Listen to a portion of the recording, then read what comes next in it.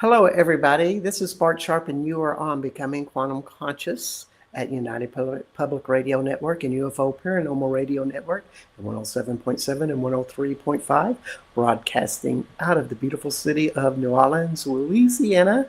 Also, we're on Roku, YouTube, Facebook, and the uprntalkradio.com website. That's where most people tune in. But you can also tune in on my YouTube at Bart Sharp 1. Become a subscriber, which would always delight me. And wow, today's a special day. If you're Catholic, you know what day it is, or maybe if you're non-Catholic, you still know what day it is. It is Ash Wednesday. And how appropriate that we have Veronique Flayol on the show today. She has quite a history, which we'll go into that in a minute. But I'm just excited about today. I've been excited all week about this show. We are both passionate about Mary Magdalene, France, what goes on in the heart and soul of people when Mary comes a part of the spirituality of people, which is growing. And it's maybe apropos for the times. So naturally, we have somebody with such a rich history. Welcome, Veronique Flayol. Bonjour, Bart. Thank you for the invitation. I'm very happy to be part of this podcast today. Thank you. Oh, it's a pleasure to have you. And I just want to read a slight bio before we really start, just because if you do not know Veronique, this may help. Veronique Flayol was born in Saint Maximin, Saint Baume, in the heart of Provence, and that would be Provence, France, in case you're wondering, where the memory of Mary Magdalene has been honored for nearly 2 millennia. She comes from a long lineage of families who have served the tradition of Mary Magdalene and safeguarded her relics for generations. A lecturer, writer, aromatherapist, and experienced pilgrimage guide, she serves as president of the Santo Magdaleno Association in charge of Magdalene's relics and works to preserve the sacred heritage of Provence. Her work blends history, devotion, the sacred feminine, and contemplative practice, inviting others to rediscover the Magdalene's living legacy. So well written. So you have grown up at your mother's coattails, knowing about Mary Magdalene. I don't know anybody that can say, yes, Mary Magdalene was part of my mother's life, my grandmother, my great-grandmother, and so on and so forth. And here you are. Yeah, this link, this deep link was not transmitted by women for me, but by my father. And he was very, very deeply connected to her and devoted to her. And so he passes on this passion, this love for our Mado. He called her Mado. And so in the family, Mado is the nickname of Mary Magdalene. And when I was 2 years old, or maybe less, I was with him in the crypt while he was with other friends, taking care about the relics, cleaning the relics and all this. And so I was with him. I was playing the doll in the crypt. And Mary Magdalene naturally became my friend, a friend of mine. At this age, I didn't realize how important she could be later in my life. This kind of woman, I didn't know anything. For me, it was just a friend. We were, she was at home, and she was part of our life. So that's my first meeting with Mary Magdalene was meeting her as a friend. Yeah. Mm, wow. And yeah, I guess it kind of it grows in your bones and your energetic being. Uh, and we all have this. We are an embodiment of what our parents vibrate as, and we have no choice. And sometimes that's not very pretty, but Well, no, but this is a beautiful heritage, it you is. know. So and yes, for my ancestors, they arrived in 1747 in here in Provence in Saint Maximin. They were the first migrants, first wave of immigration from Italy. And so when they arrived, because they escaped from Italy. They were starving, very poor, difficult conditions of life. And in France, in 1720, we had the plague, and the Wow. plague, destroyed uh, a, more than two-thirds of Provence. And so these first Italians who came here were in charge to rebuild and repopulate Provence. They had privileges, and that's why they fled their country and came here. And that's what happened for my ancestors. And when they came here, they arrived and they joined this people who were already taking care of the relics of Mary Magdalene. And so it's a long, long, in fact, it's a long connection with her for more than 300 years for me. Wow. Mm. It's wonderful. And what are some of the stories that as what you learned as a kid that became what you relished and loved about Mary Magdalene, uh, that are very special to you, that you find highly valuable? Yeah, in fact, here in Provence, the local people, the one who have a long lineage like I have, we have a very special relationship with her. It's not about history. It's not about knowing if the skull is her skull or that, or it's a daily life with her. We have our habits and usual yes, usual habits linked with the day we harvest the wheat, all these the tomatoes which are very good, not very good until the 22nd of July. We have plenty of stories like this, and we have this very simple but really authentic relationship with her. It's not about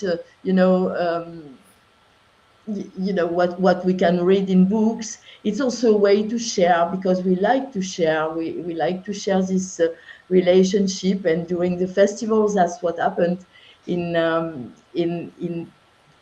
fact in Mm-hmm. July. We love to share that, and we love that people join us to celebrate this joy of being part of a real authentic community. Yeah. It is, and if you've never been to Maximin La Saint Baume, it's quite an experience. Uh, I've been around a few relics, and this is the most impressive relic I have ever felt. And I mean felt that when you tune into the vibration, it's phenomenal. Um, Yeah. it's and it's almost like a presence of something that is almost giving, well, a blessing to everybody that comes near and wishes to connect. It just radiates out. Um, I had a very strong experience when I attended. That's I what sorry. go ahead. No, that's what happened to all the people. As a spiritual guide and guiding my pilgrimages, I can see people, and every time I can see the change, the metamorphosis when they go out, when they come in and go down inside the crypt, and then when they come out after. This meeting has changed probably their life for the best. And that's very important, this transformation. In the crypt, we have our presence very, yeah, we can feel it very strongly, even if we have the gate, and it's difficult to see the relics and the reliquary, but the energy is there for sure. And we have this meeting with a strong woman. For me, it's, I'm 60 years old, and each time I go and I go down in the crypt, I have this sensation of feeling the love, and going down deep in my heart, like I go down deep in the crypt. And it's really something fascinating. And I know people are totally transformed with their meeting, not only in the crypt, sometimes also in the cave in St. Baume Mountain. We have relics also. And I think that the relics, it's not really a question of authenticity. It's more a question of faith. And, Yes. this is important to feel, just to go in the crypt without your mind. I mean, without making your mind to work too much. Just let go, and just sense your feeling, what you're feeling and experiencing. That's the best. Yeah. Yeah, I just keep thinking about the anticipation people have when they go to a holy place. Almost as if, almost like they're going into a place that is unknown, almost like a haunted house or something highly mystical, that you're going into the unknown. And therefore, you're trying to overthink about what's going to happen. And as you Mhm. said, no, you do the exact opposite. You go right to your heart. Mhm. That's the And best way. Yeah, I have some people who ask me before coming with me, what do I have to read? Do you have an advice? And my advice is just come as you are, with like the same, McDonald's said that in France, come as you are. But that's mm, exactly that. Just come without any idea, and just let you uh, take by the flow, by the energy, and just experience. Close your eyes, feel your heart, and something will happen, of course. Yeah. yes, yes, I so totally agree. And the whole area has many sites.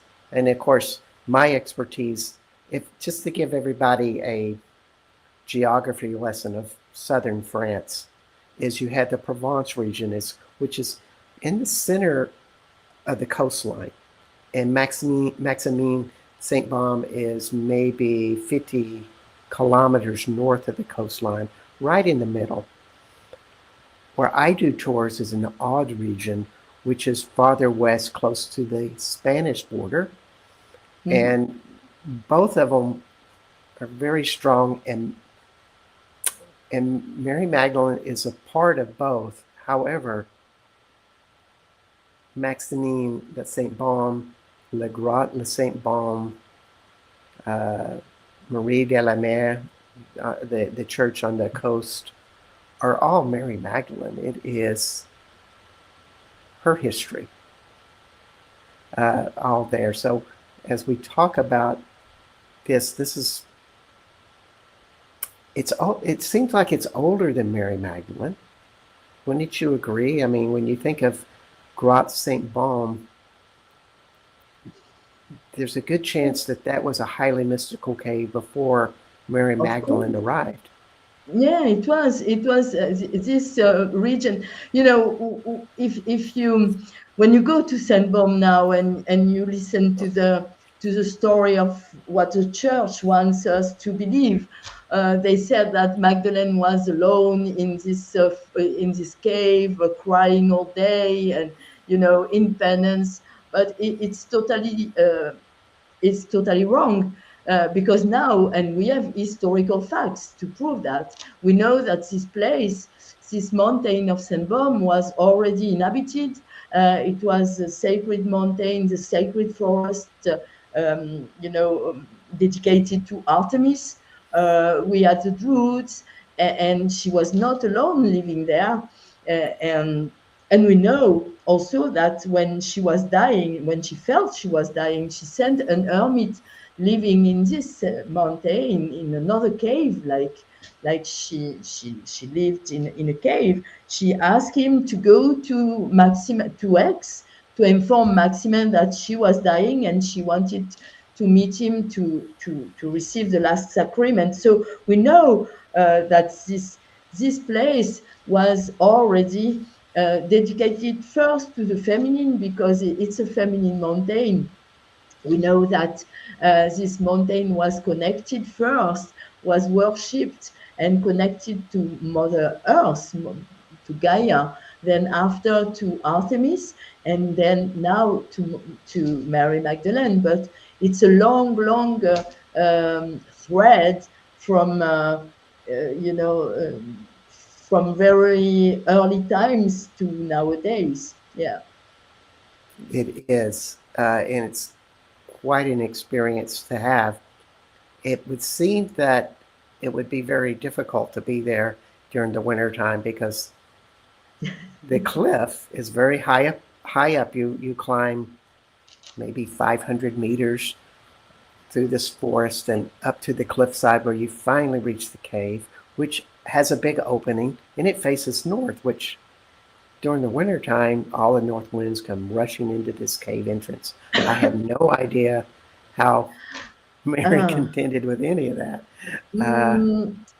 No, in fact, Bart, what we know, yes, of course, you're right. It's north side and the cave, except for the summer solstice, has just a few ray of sun during 3 or 4 days inside the cave. But in fact, this cave is very special. The temperature is always the same all along the year. It doesn't change. It's 13 degrees, 13, 14 degrees. And so it's warm in winter compared to the temperature of the outside, of course, and it's fresh in summer. So in fact, the temperature never changes. That just sounds scientifically unexplainable. Yes, there are mysteries like this. And when you talk about Mary goes and cries in the cave and saying, well, that's not true. I totally agree with you. What do you think Mary was doing up there? What was the journey? Because a lot of people haven't heard these stories. Yeah, sometimes I ask, myself, why did she decide to go to this cave?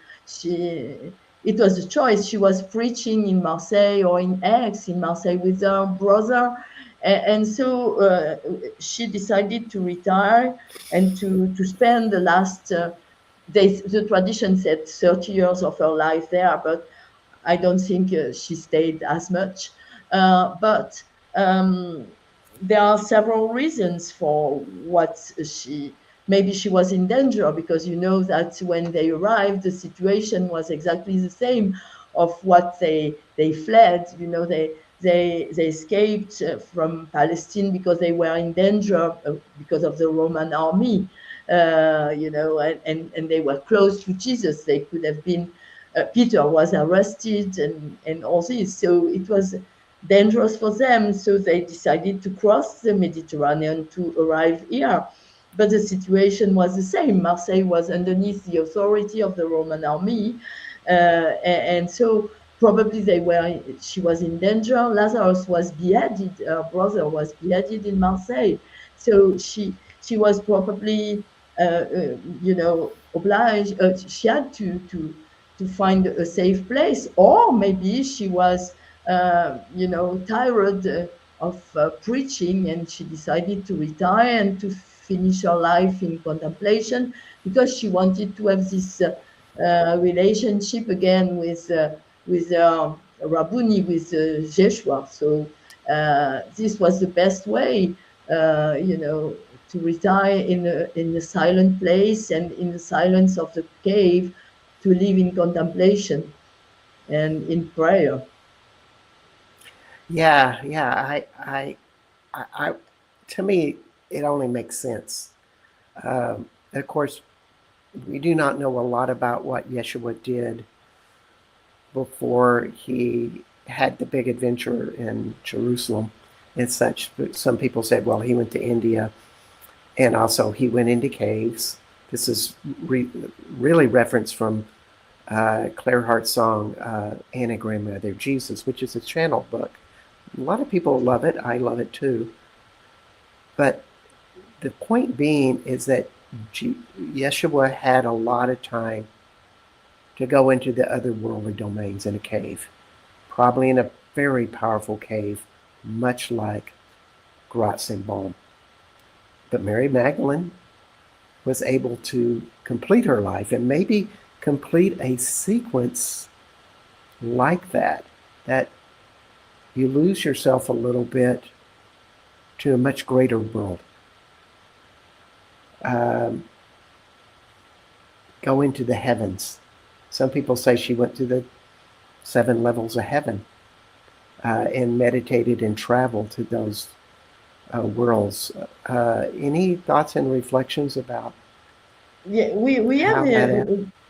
yeah, there is a part of a tradition, and when you read, because we have also old references, old text, and especially the Golden Legend. It's a book written at the 12th century by a Dominican Italian archbishop, and he said that in this cave, Mary Magdalene was in contemplation praying, and she was lifted 7 times a day by 4 angels, 2 on her shoulders and 2 on her feet, lifting her to the top of the mountain, the summit of the mountain, where now we have a little chapel called the Saint Pilon, the Holy Pillar. And Yes. he said that she received her spiritual food, and she had a mystical ecstasy there. So it's quite like, in fact, like she was connected with heaven, with all this spirituality.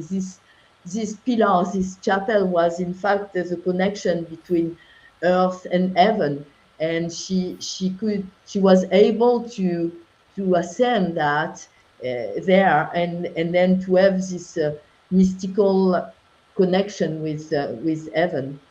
Yeah. Yeah. And I just wonder what her body was like when she was going into that. I mean, it must have been some sort of transition from a regular, dense, cellular body to something else. Yeah. What we know about our body, and we know that by a book, it's a biography written by pardon, by Maximin. Maximin was a friend of her best friend, and Maximin, Mary Magdalene was entrusted by um, um, Saint Peter to Maximin to take care of her during the trip, and they stayed in very close relationship. She preached with him in Aix-en-Provence because he became the first bishop of Aix, and so he wrote his book, his life in a book in Latin. This book is now it's a copy from the 12th century we have in Aix-en-Provence, and in the church of Aix-en-Provence. And a friend of mine went to study it, and Mm-hmm. he wrote that in fact when Magdalene arrived, when she felt she was dying, as I said earlier, she met him at the entrance of of Saint Maximin, which was a Roman place. And he said that she arrived, she was levitating. Her body was levitating in the air.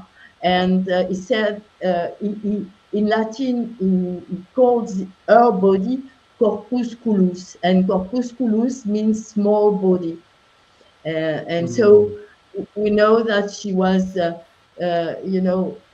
very small woman, and now we know also because with the comparison of the bones and all this, we know that she was no more than a little bit more than 4 feet high.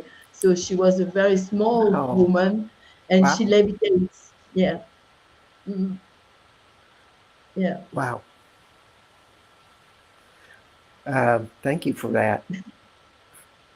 And when we talk about Maximin, maybe we need to share a little bit about what his role and position. I've heard different stories that he was one of the men that he said when he put the first stake in the Yeshua on the cross.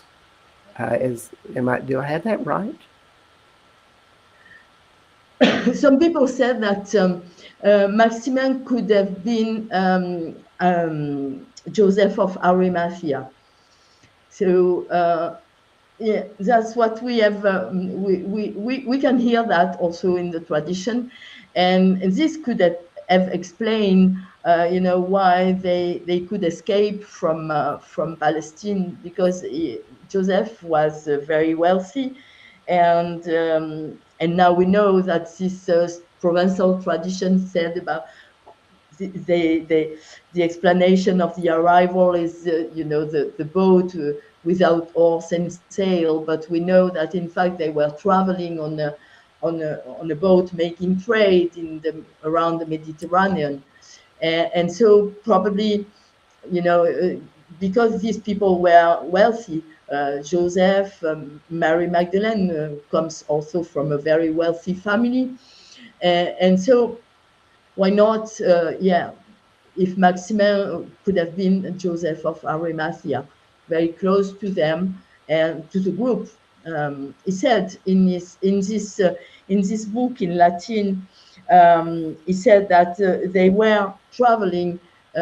He said 7 times 10, so 70 people on the boat. So not Wow. only the small boat without oars and sail is quite impossible to be explained. So we know that they traveled in a different way.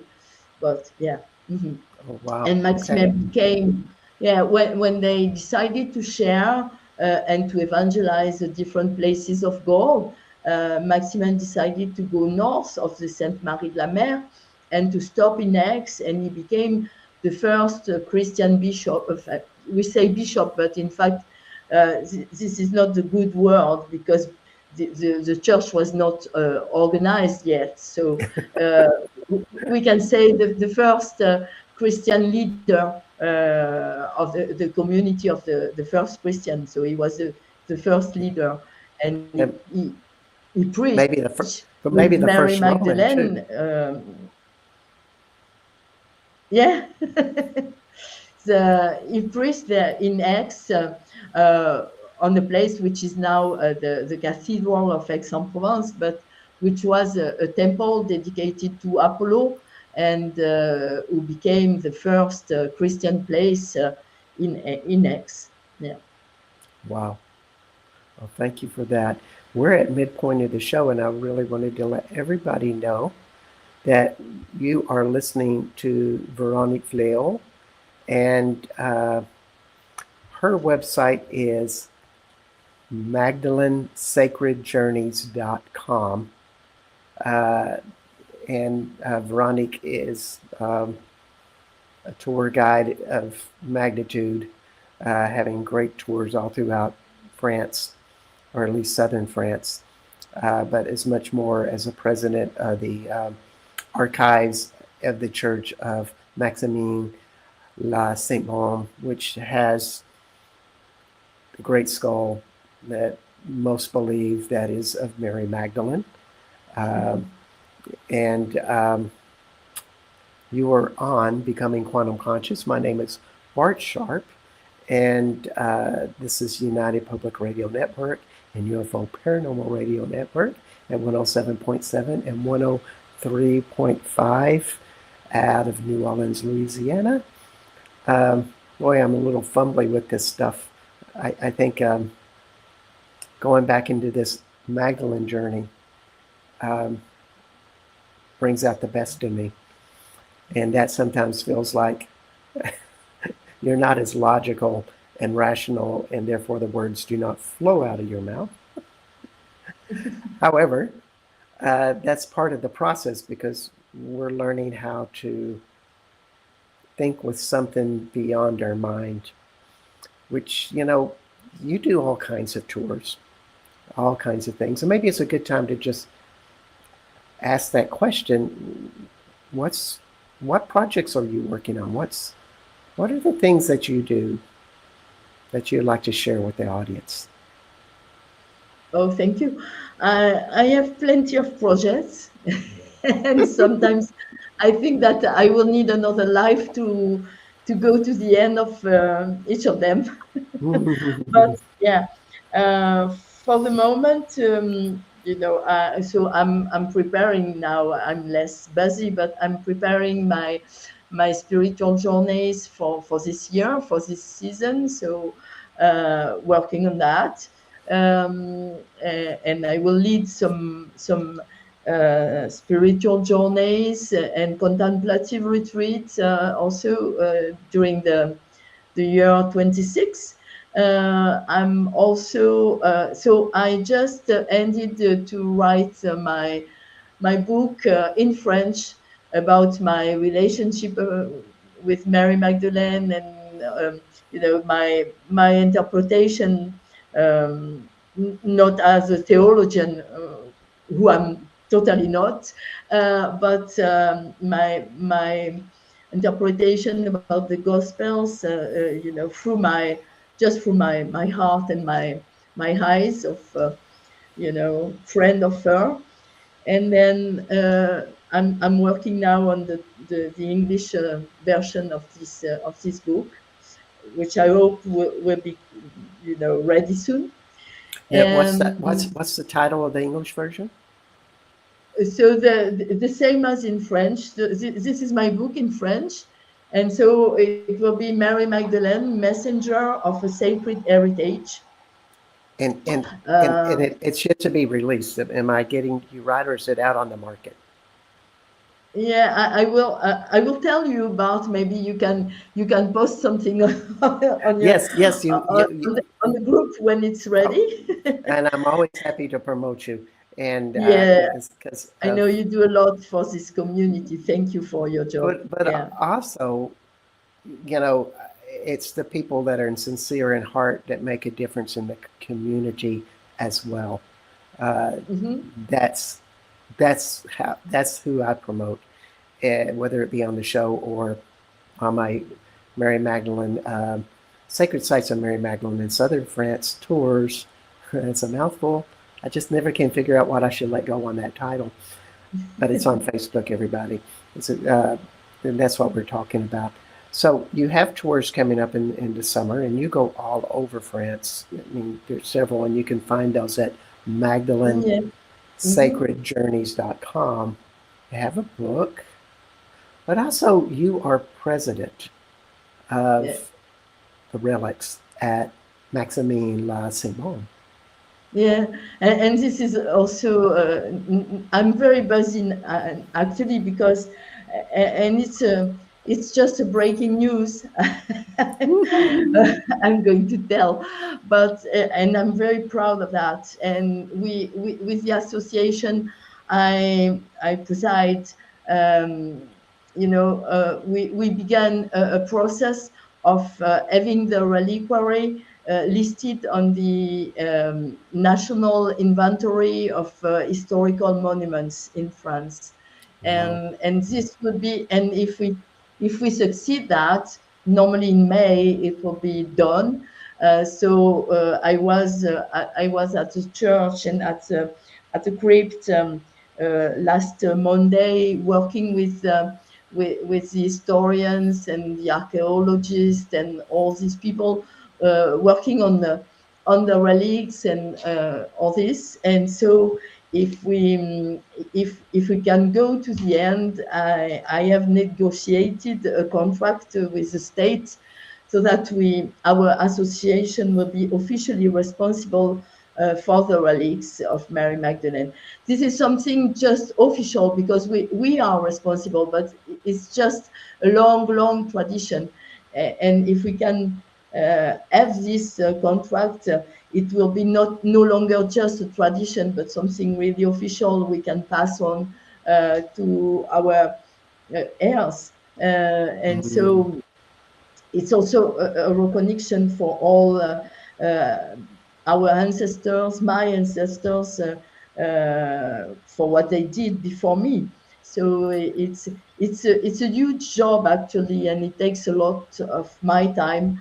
Uh, but I'm really happy to do this and to work for the reconnection of what we are doing for centuries. So it's something that yeah, I'm very proud of. And I can certainly see why. When you go into Maximin up by St. Baume, it's more than just the relic of Mary Magdalene. Uh, now, most people know of how I see things intuitively. I've shared a lot about that on this show. And so I just ask, what is the consciousness of this? Who does this skull belong to? To me, it always reads as Mary Magdalene. But when you enter into this church, there's so many levels of angels coming in, and it feels like it's even beyond angels. It's beings that I don't think there's a good description for it.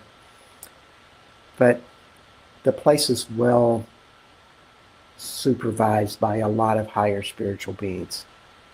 So when you go into this amazing church, it has a lot to offer, and therefore, to me, it should be one of the most sacred places that I know of in France. There's really no place like it. So I wanted to ask you a question, and this is more of I don't know how maybe I just need to ask it. The differences between Mother Mary and Mary Magdalene. Yeah. They're both saints. They both have different positions and roles in the spiritual domain for the planet. Do you have any thoughts and reflections about how they feel differently, or their purpose, or any To me they perceptions of are. that? Yeah, to me they are the two most important women in all the scriptures, and because of their proximity with Yeshua, of course. One gives birth to him, and the other one was also, at the end of his life. They were both at the end of his life, at the foot of the cross, when a lot fled. They were quite alone to stay. And I think that's why, in fact,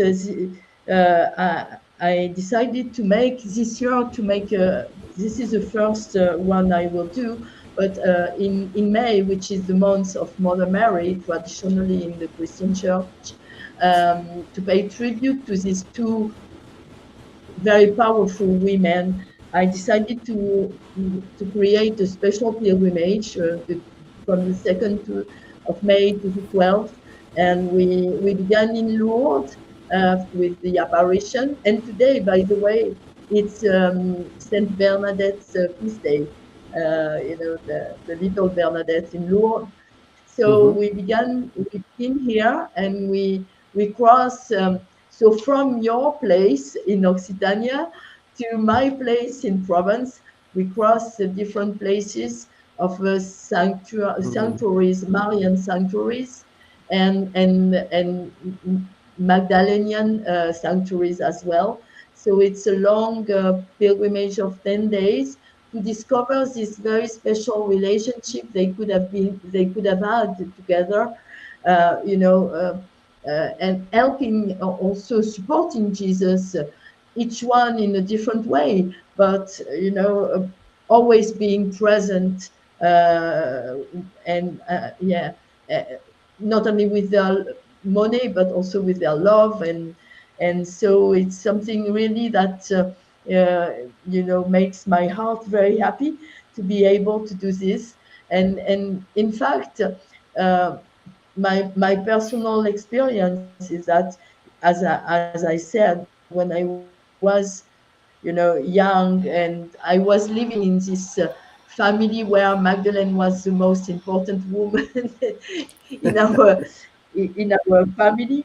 But and I was focused on her, and little by little, Mary Magdalene leads me to Jesus, and Jesus to his mother. And so now I can feel the strong power, and the strong relationship they could have had together, and how important it is to be connected to this um, to this strength of these very special women. They are at that. Um, my first wife was living in Southwest Louisiana, which is a very Catholic stronghold because it has a French heritage. Um, and their saying was, if you want something to get done in the world, pray to Mother Mm, Mary because she mm. is of the earth. And he goes, if you want to pray for the bigger picture of higher ideals, you pray to Yeshua, or as they would say, Jesus. And I keep thinking about, well, you know, what would you pray to Mary Magdalene for? Because I know, and this has always been a difficult big time. I mean, I see a lot of people with Magdalene as somebody that they're very have a lot of enthusiasm about. But can you give us any guidance of how we can connect with Mary Magdalene?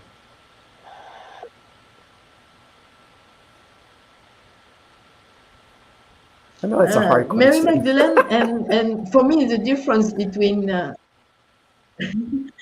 the difference between Mary, Mother Mary, and Mary Magdalene, for me, is that, in fact, Mother Mary is not as accessible as Mary Magdalene can be.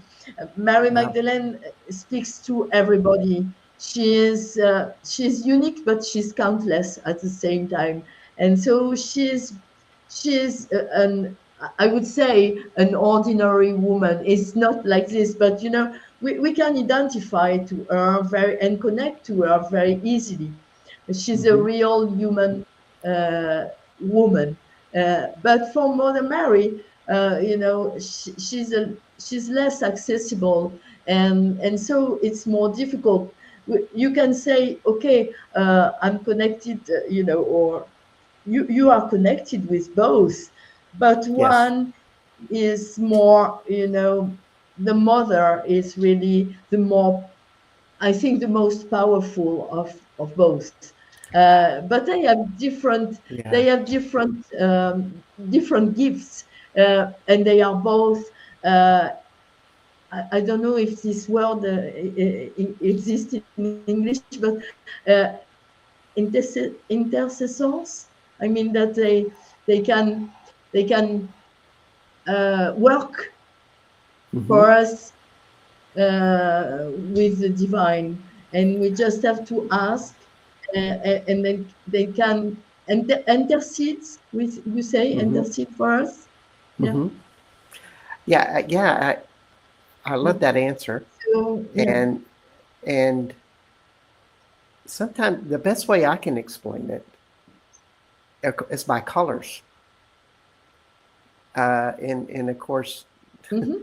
they made this really quite simple for us through, the costumes or the clothing that symbolizes each woman. When I feel Mother Mary, it is of a lighter light that seems to come from the earth. Was Mary Magdalene, it is that red passion, but it's not about violence or sexual, which red is often associated with. It's a passion of love that is applied directly to people.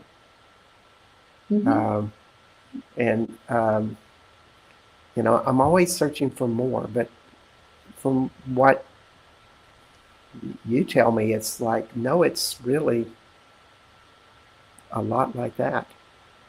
It isn't that type of simplicity. Yeah. In the Orthodox tradition, in the Orthodox Church, when I go to the Orthodox monastery sometimes and practice my prayer of the heart, Mother Mary is the most important person, and she is, above all of them. Above the angels, above the saints, and so she is really the one who is the closest to the Trinity, I think. Yeah, Hmm. Hmm. that's And the you have way a they say. you have a great article on your website, and I want to say it again, magdalenesacredjourneys.com, Mhm. where you are exploring the teachings of Hildegard von Bingen. Yes.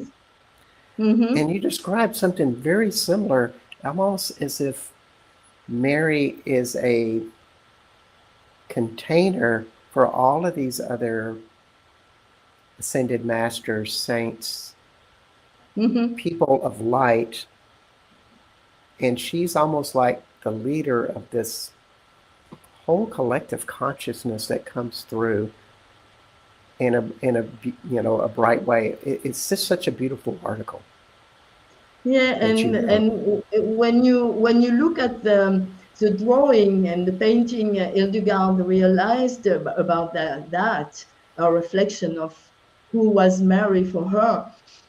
She is on the top, she is Mm, really above all the saints in a kind of almond, protected, and she's, in fact, she is the closest to the Trinity, and yeah, I think that Hildegard is also part of this long lineage of women who followed, at the same time, you know, it's like, for me, it's like if Mother Mary had a huge cloth, and all these mystics, either, even men or women, are, underneath her clothes and protected and walking their way to become saints. Yeah. yeah, what a leader. Oh And yeah. though, and though it's almost like she's quiet, but yet she explains everything through her actions and her presence. Uh, and that's, I think, the beauty of France is that Mother Mary is very alive there. You feel her presence in many places, Oui. and very similar to Mary Magdalene. But to me, nothing is quite like Maximin La Saint Baume. That one, I feel Mary Magdalene stronger than any other place. Mm. It's just amazing. So Yeah, you it's a lead, gift. yes, you lead tours. You've been doing this for quite some time. Is there any type of message, or when people start on this journey, when people, it's a pilgrimage for many people. And a lot of people, they save up their money, and this is a very special journey that they may not ever do in their life or have done anything like it, Mm. but they have to do it. Yeah. And they're looking for something. And it's very personal, but also they're looking beyond themselves. is there any advice that you would give to people on your tour or people looking for that journey? Um, could you share with us any advice? As I said, I think that the best way to come and to take this experience and to benefit of all this is to come with without any ideas, just I would say virgin, and just let your not doing too much with your brain, with your mind, and just let this presence of Mary Magdalene, you know, meet you. As I said, when I do my tours and my visits, just stroll around, and for instance in the cave, just stroll around, and in one point, in a moment, you will meet her, and that's the best place maybe for you, which is different from me, but for sure.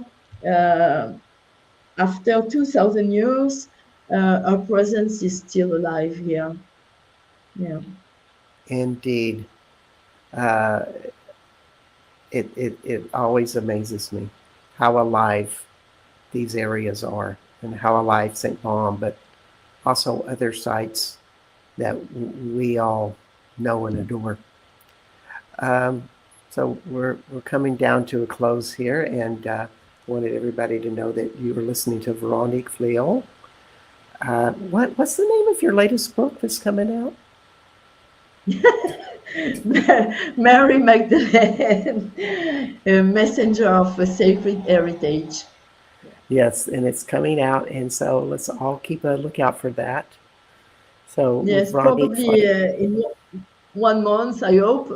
I would love to have it published in English for Easter, because, of course, Easter is one of the most important moments for Mary Magdalene as a first witness of the resurrection, of course. So, yeah, why I not? can't wait. I always look forward to Veronique's uh, stories on Facebook because she has all kinds of stories about saints and other aspects of Christian theology, their stories. And as we were discussing, how important it is to listen to the lives of saints because they were ordinary people just like you that lived Hmm. phenomenal lives that crossed over to something. And so they have a lot to offer us. So we have about 2 minutes left, and if you could think about a word of wisdom you'd like to share with everybody, and as you think about that, I want to let everybody know that my name is Bart Sharp, and this is Becoming Quantum Conscious, and you are on United Public Radio Network and UFO Paranormal Radio Network at 107.7 and 103.5 out of New Orleans. And our guest today is Veronique Flayol, resident of and also president of relics at the church or Église Maximin de la Saint-Baume in Provence, France. It's been a wonderful visit with you. Yeah. And what parting words do you have with us? Thank you, Bart. It was wonderful to have this conversation with you, and thank you for the invitation. I'm very happy we could share some time together, and Avec with your plaisir, audience, Miami. of course. Yeah. Thank you very much. Yeah, yeah. And so we're coming to a close. And thank you again, Veronique. This has been a very special hour. Uh, and thanks everybody for tuning in today. And next week we will have a great show on astrology and with Shannon Gill and Eric von Olhausen. And until then, we'll see you next week. Bye bye, everybody. Goodbye.